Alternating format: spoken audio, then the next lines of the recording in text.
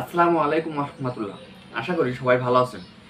এক ভাই আমাকে প্রশ্ন করেছেন, সার্কামসিশন করার সময় লোকাল অ্যানেস্থেসিয়া দেওয়ার ক্ষেত্রে কি আমরা লিডোকেইন প্লাসটা ব্যবহার করতে পারবো? লিডোকেইন প্লাসের ভিতরে থাকে হচ্ছে 2% লিডোকেইন এবং এফিনেফ্রিন। তো এটার অনেক সুবিধা রয়েছে, যার কারণে বেশিরভাগ মানুষ এটাই ব্যবহার করে। যেমন এটার বেশ কিছু সুবিধা আমি একটু বলি, যেমন প্রলং অ্যানেস্থেসিয়া, অর্থাৎ এটার অ্যানেস্থেসিয়া টাইমটা অনেক বেড়ে যায়।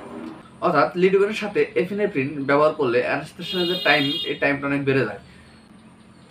আবার এটা ব্লিডিংকে রিডিউস করে দেয়, অর্থাৎ সাধারণত আমরা অপারেশন করতে যেরকম ব্লিডিং হওয়ার কথা, যদি আমরা লিডোকেইন প্লাস এফিনেফ্রিন ব্যবহার করি তার চেয়ে অনেক কম ব্লিডিং হয়।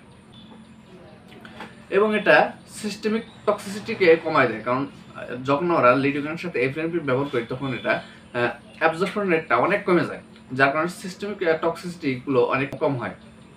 আবার লিডোকেইনের সাথে যখন আমরা এফিনেফ্রিন ব্যবহার করব তখন দেখা যাচ্ছে ডোজটা অনেক কম প্রয়োজন হয়। তো এই সব সুবিধা থাকার কারণে আমরা অনেকেই শুধুমাত্র এই লিডোকেইন প্লাস এফিনেফ্রিন এটাই ব্যবহার করার চেষ্টা করি, বা বেশিরভাগ ক্ষেত্রেই ব্যবহার করি। কিন্তু এর কিছু সীমাবদ্ধতা রয়েছে, এটা সব জায়গায় ব্যবহার করা যাবে না। অর্থাৎ আপনারা বুঝতে পারলেন যে লিডোকেইনের সাথে এফিনেফ্রিন থাকে। এফিনেফ্রিন হচ্ছে একটা ভ্যাসেল কনস্ট্রিক্টর, অর্থাৎ এখানে এফিনেফ্রিনটা ব্লাড ভ্যাসেলটাকে কনস্ট্রাকশন করে, যার কারণে ব্লাড ফ্লো কমে যায়। সো এটাকে যদি আমরা যেখানে এমনিতেই ব্লাড সাপ্লাই কম থাকে সেখানে ব্যবহার করি, তাহলে ব্লাড ফ্লো আরো কমে যাবে, ফলে সেখানে নেক্রোসিস হবে, ইসকেমি হবে। তো এরকম পার্ট আমাদের বডিতে কোথায় কোথায় রয়েছে? তো এরকম পার্ট রয়েছে আমাদের, যেমন আমাদের পেরিফেরি, যেমন ফিঙ্গার। ফিঙ্গার হচ্ছে একদম পেরিফেরি পার্ট, এখানে ব্লাড সাপ্লাই অনেক কম থাকে।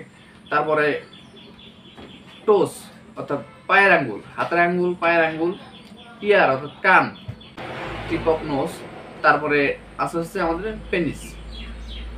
তো এই পার্টগুলোতে ব্লাড সাপ্লাই এমনিতেই কম থাকে। এরপরে যদি আমরা সেখানে ভ্যাসোকনস্ট্রিকশন অর্থাৎ লিডোকেইনের সাথে এফিনেফ্রিন ব্যবহার করি, তাহলে সেখানে ব্লাড সাপ্লাই আরো কমে যাবে। আরো কমে যাওয়ার ফলে সেখানে ইসকেমিয়া হতে পারে এবং নেক্রোসিস হতে পারে। সো আমাদেরকে এই কয়েকটা জায়গায় এফিনেফ্রিন ব্যবহার করার ক্ষেত্রে অবশ্যই সতর্কতা অবলম্বন করতে হবে। তো সতর্কতা অবলম্বন বলতে এই পার্টগুলোতে এফিনেফ্রিন ব্যবহার করাই যাবে না, কারণ এফিনেফ্রিন ব্যবহার করা এখানে রিস্কি। কারণ যেহেতু এপিনেফ্রিন একটা ভ্যাসোকনস্ট্রিকশন, এটা ব্লাড সাপ্লাই কমে দেবে এবং সেখানে ইসকেমি হবে এবং নেক্রোসিস হওয়ার সম্ভাবনা খুবই রয়েছে। সো যারা সচরাচর সব ক্ষেত্রে এইটা ব্যবহার করেন তারা এখন থেকে সচেতন হবেন যে আমাদের এই পেরিফেরি পার্টগুলো, অর্থাৎ যে পার্টগুলোতে ব্লাড সাপ্লাই কম আছে সেই পার্টগুলোতে আমরা এগুলো ব্যবহার করব না।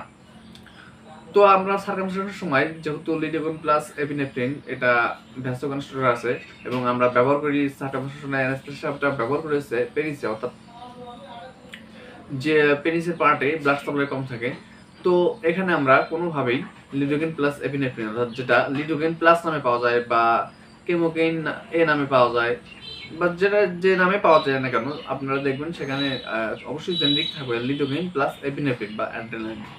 তো এটা আমাদেরকে সার্কামসিশনের সময় লোকাল অ্যানেস্থেসিয়ার ক্ষেত্রে ব্যবহার করা যাবে না, এবং আদার্স যে আমরা কাজগুলো মাইনর সার্জারি করব লোকাল অ্যানেস্থেসিয়ার মাধ্যমে, সেগুলো সব জায়গায় করা যাবে না। আমি যে কয়েকটার নাম বললাম, যেমন হাতের আঙ্গুল, পায়ের আঙ্গুল, নাক, কান এবং পেনিস, এই 5টা জায়গায় আমরা লোকাল অ্যানেস্থেসিয়া হিসেবে লিডোকেইন প্লাস এপিনেফ্রিন ব্যবহার করব না। লিডোকেইনের সাথে এপিনেফ্রিন ব্যবহার করব যেখানে ব্লিডিং টেন্ডেন্সি বেশি, অর্থাৎ অত্যধিক পরিমাণ রক্তপাত হওয়ার সম্ভাবনা রয়েছে, যেমন মাথা, তারপরে দাঁত, এইসব জায়গায় আমরা যখন কাজ করবো তখন আমরা ওটা ব্যবহার করবো এবং ওটা তখন সুবিধা পাবো। বাট আমরা যখন সার্কামসিশন করবো তখন এটা আমরা কোনো সুবিধা পাবো না, বরঞ্চ অসুবিধা তৈরি করবে। সো সার্কামসিশন করার জন্য লিডোকেইন প্লাস এপিনেফ্রিন ব্যবহার করার কোনো প্রয়োজন নেই। তো যে ভাই আমাকে প্রশ্নটা করেছিলেন, আশা করি তিনি তার কোশ্চেনের অ্যান্সার পেয়ে গেছেন, আশা করি বুঝতেও পারছেন। তো আবারও দেখা হবে নতুন কোনো ভিডিওতে। সে ভাবে ভালো থাকুন, সুস্থ থাকুন। Thank you so much.